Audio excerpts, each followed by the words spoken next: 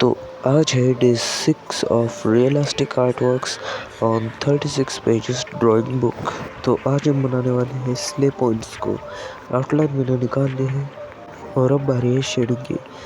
हम अभी देखें फेस पे करके फिर शर्ट पे और बाद में हम गौतमी के भी फेस पे करके फिर शर्ट और फिर पैंट्स फिर बैकग्राउंड बना देंगे और ड्राइंग हो जाएगी कंप्लीट।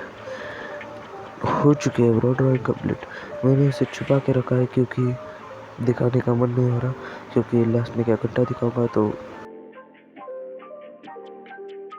तो गाइस ये ड्राइंग बनाने में मुझे कुल मिला के पूरे 2 दिन लग गए और बहुत मेहनत भी लगी है और रिज़ल्ट काफ़ी अच्छा आया है। आप देखना ना भूलें और मिलते हैं अगले वीडियो में। तब तक के लिए बाय बाय।